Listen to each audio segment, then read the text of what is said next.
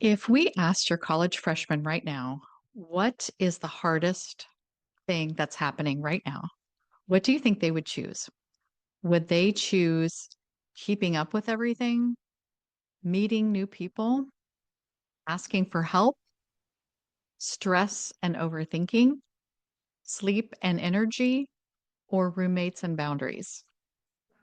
Well, I'm so excited because I'm going to a back to campus event next week, and I created this poster with corresponding color coded cards. And the poster asks the question, what is hardest for you right now? And it has those six categories in these boxes that are big enough for them to take a sticker dot and put it in the spot that's hardest for them right now. And then they take a color coded corresponding card to that particular thing they're struggling with, and it gives them a tip or strategy on what to do for that.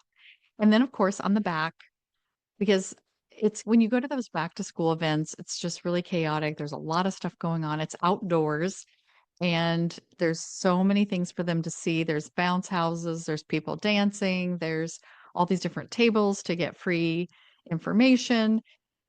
And so it's usually a quick hello, goodbye, but they will be able to take a strategy with them. And then on the back, they can always go to a QR code that gives them all six strategies if they, wish they like maybe one of the other things becomes hard and they're like, oh, I wish I knew what to do with that. They can get all six strategies. So I wanted to tell you about those strategies today because as a parent, these are things that they maybe will come to you about and you'll be able to give them some kind of information about one of those particular topics. And those six topics cover a lot of different things.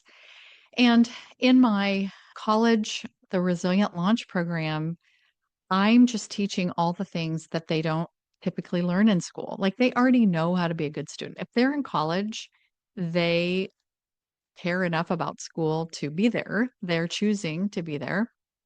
And they had to be a good enough student to get there. So they already know how to do that, but they probably haven't had to have boundaries before, maybe, especially with a roommate that wasn't a family member. They maybe don't know how to meet new people because in their school, they knew a lot of people and went to school with those people for a really long time. So they didn't maybe have to even try to meet new people. Maybe they didn't know how overwhelmed they were gonna get with stress and overthinking. They maybe they just need to get organized. There's just, like, so many things that they probably haven't had to do before that's gonna show up. And so I wanted to give them something really quick and easy that they could do, and I wanna tell you about the 6 categories on my list. And the first one is keeping up with everything. So what do we do? I my on my card, I give them the 10-minute reset.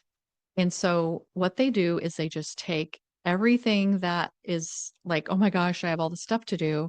They just write everything down, and even if it's not school related, maybe it's getting their laundry done, or maybe they need to go to a doctor's appointment, or maybe they need to do some of these other different things, whatever it is, like, write all these things down and then circle the thing that needs to be done right now or like, what's the biggest priority on this list? And then after they decide what the biggest priority is, what is the next step I can do to get started on this thing? And so, maybe they have a pretty deep assignment, like maybe they need to start a research paper or whatever. Well, they're not going to write a research paper in a short amount of time, but what do they need to do first to get started on that? And they just figure out what is that next step? What is that very next thing I could do? They can set a timer for 10 minutes and they need to get started. Even if they don't know what to do, even if it's confusing, even if whatever, even if they are still feeling overwhelmed, just get started on it.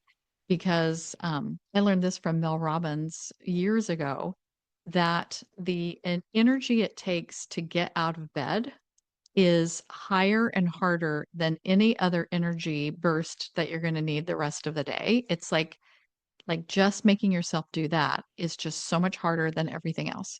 And I feel like that about assignments or any task that we don't want to do, like that getting started, the opening the computer, the looking at the directions, the starting to write the email, whatever it is it's so hard to get started.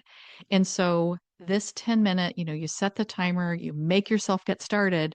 That is the hardest part. And once they're started and they've done whatever the task is for 10 minutes, they're already sort of in the flow of it. And then they're just going to keep going.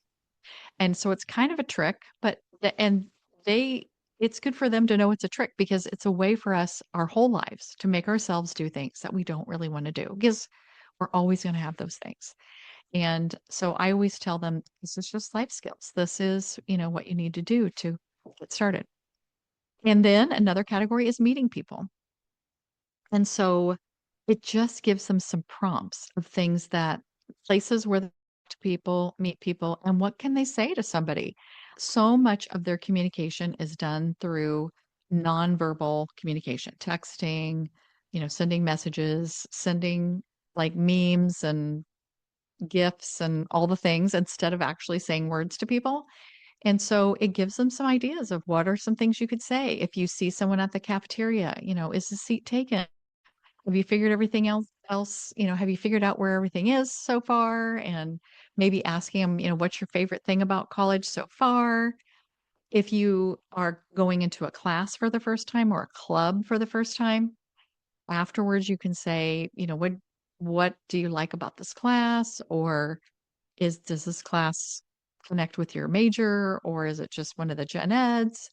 Have you found any fun events to do? If it's the club, like what have you already done with this type of thing? Because there's so many clubs, I don't even know how to, how have you done this type of thing in the past? Were you in a club like this in high school? And then if it's somebody that you're seeing in a class, they're probably going to continue to be in the class. Or if you keep seeing the same person around when you're eating your dinner or whatever, do you want to, or whenever the next time is that you have the class, or should we meet here every Wednesday or whatever, just to kind of keep things going. And just remember that this person doesn't have to be your best friend. Maybe they're just the person you talk to during this class and you really never do anything else with them. And there's nothing wrong with that. I have friends in my life that I worked with. I enjoyed them at work. I was so glad that I had them as work friends, but I really never did anything with them outside of work, and that's okay. Not every friend is the same. Not every friend is your best friend. You don't do the same things with all of your friends. And it's okay to have a friend that you just talk to during your cafeteria time or you just talk to during that class or that club. One of the categories is asking for help. So some people, maybe they never had to ask for help before when they were in high school because sometimes teachers would realize somebody needed help and would say, "Hey, do you need help or should I, email them or whatever?" Or maybe the parent noticed. Now, probably no one's going to notice if they're struggling with things and they're really not sure who to ask, how to ask, what are the professor's office hours? And hopefully, I mean, I would guess that the professor has posted that somewhere, put it on a syllabus, put it in Canvas of, what is the procedure and what do you do and when am I in my office or are they virtual or whatever. But sometimes there's like a frozen time of I don't know what my first step is. And so on that card, I give them like a prompt of or like a script of how they could word an email to their professor. Now, it is just for a professor and that on the card because my cards weren't that big and I had to think about what's the easiest thing. They would be able to revise it and do it a little bit different for other people they might need to ask help for. And that's all the room I have on that card, but as a parent, if your child is calling you and saying that they need help, don't just tell them what the answer is, but help them brainstorm. Who are some people you could talk to? Why don't you look up what are the hours of these people or what's the hour of the tutoring center? Or if they're not feeling well, how do you get help from the health center? And when can you go there? And what if it's an emergency or after hours? They need to know what those things are ahead of time before there's actually an emergency. But this card just gives them like an example of something they could say to someone when they're needing to ask for help. And then there's stress and overthinking, and we all have that our whole lives. But when this is such a new situation and they're navigating so many different things that they've never done before, they need ways to get unstuck from that stress and overthinking. And so in this one, I just give them a way to reset their nervous system really quickly so that the best part of their brain is still online for them to think and brainstorm. And so just giving them the steps of put your feet on the floor, take some deep breaths, go through this kind of process, and then think about, okay, what do I need to do first? Or what is the next step that I need to do? Get out of that spiral thinking and just calm yourself down. Your brain will come back online and then you can really think about things. And if they call you panicked, help them to calm their nervous system, talk them down, and then help them help them brainstorm what is the best solution. And sometimes after we've kind of talked them down from being dysregulated, maybe we do just need to listen. And so you can ask them, do you want me to listen? Do you want me to help you brainstorm? Or do you want me to give you an idea of what you could do next? And that gives you the idea of what is it that they're really needing. My only caveat to that is if they continue to tell you they just want you to listen, they're telling you the same problem over and over again, multiple times, then I would say, I've listened to you tell me about this multiple times, and we need to come up with something. We need to come up with an actual step or plan that we're going to do so that we don't keep spinning in this. I would guess that a lot of times kids are not going to tell you some of these things because they're not going to want to worry you or disappoint you. And they probably feel a lot of shame when they're not doing things that they know they should be doing. And so they probably aren't revealing to you. But just in case they're calling you with like panics or being overwhelmed, you can help them get regulated first and then ask them, what is the next step? Sleep and energy is one of those things. And I think that probably every young person that goes to college for the first time gets that messed up for a while because it's so fun to stay up late without people telling you to go to bed. It's so fun to sleep late when no one tells you to get up. And I remember just sort of reveling in that for weeks. Not that my parents were super strict about that because even though they wanted to be strict about it, I just didn't do what they told me to do. But I can just guess how that feels where you have this freedom to stay up as late as you want or go sleep as late as you want or stay out all night and not even come back to your room. Like all of that sounds amazing at first, but then it catches up with you because you do start losing energy and your brain doesn't function as well because you've got to have sleep. And I don't think young people especially realize how important that sleep is for recovery and learning and retaining information. And so once they are ready to decide, oh, I think I do need to sleep better, I need to have a sleep routine, this card that I'm giving them gives them several different strategies to have a good sleep routine. And I just ask them to choose one of them because I don't want any of the kids to think that they have to be perfect at any of this or they have to do everything just right all the time because nobody does. But here are some ideas of things like getting up at the same time or going to bed at the same time every day, having a lights out and a quiet time, or having a calming, quiet activity to do before you go to sleep. Because watching YouTube videos or scrolling on social media before you fall asleep is not a calming activity. Reading is, or meditating, or, doing some of those kinds of things. And so just giving them ideas of things that they could do to have a better sleep routine and then just asking them a lot of things have to be tweaked and experimented with and try this, try that. But those give them some ideas of things that they could do. And then there's roommates and boundaries. And most young people who go to college for the first time have not shared space with people who are not family members. And that does make it different because, with our siblings, we can fight with them and yell at them and tell them, I don't like this or I want this or stop doing this or whatever. But we probably don't talk to strangers or even our friends that we haven't lived with before in that kind of way. And then there's a lot of resentments and things that build up because we're upset about something, but we don't want to tell people that we're upset about it. And there's just so many different expectations with people and personality preferences about noise and guests and light and food and your belongings and cleanliness and privacy. And there's just so many different things. And so you just need to, they need to know, what do I do about that? So I give them a script of, when this happens, it makes it hard for me to do this. Can we try this?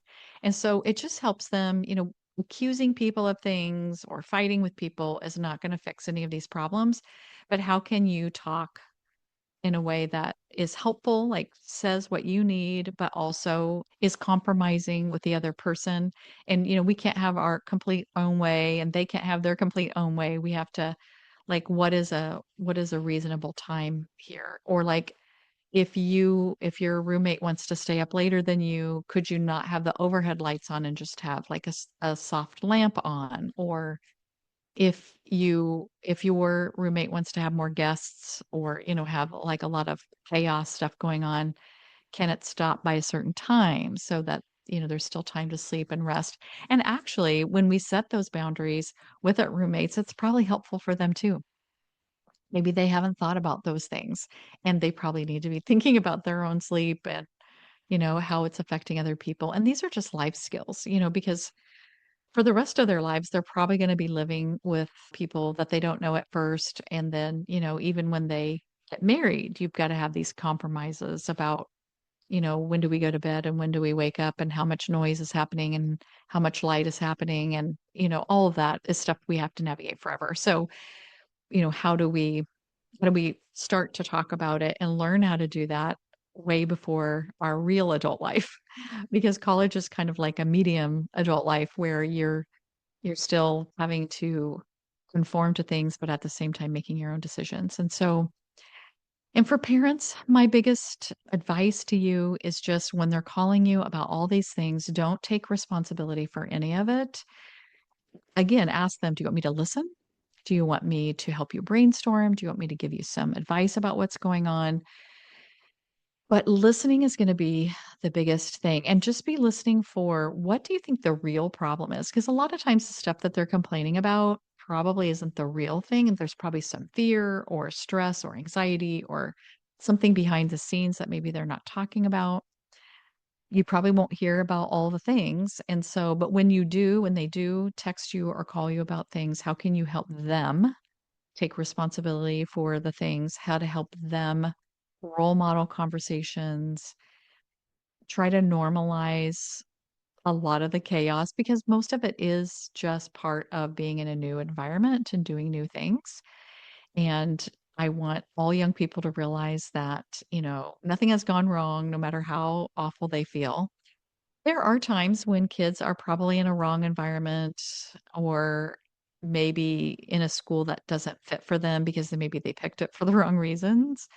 And, those are conversations you can have later. But I always think it's good for, if they're like, I want to come home or whatever, to just be like, at least finish out this semester and then let's reevaluate where we're at point because they're going to probably come home at the semester time. And that way you can kind of really talk it out and try to figure out what exactly is going on. But don't do anything for them because they really need to get things figured out for themselves. And if you want someone to walk alongside that with you and be the one that's talking to your child about some of the things they probably should be doing that they probably won't listen to you about, I am that person. So just contact me and tell me everything that's going on. I will want to meet them too because I always want them to make the decision that they work with me because they have to feel connected to me or it's probably not going to feel too good. They're probably not going to work very hard for it.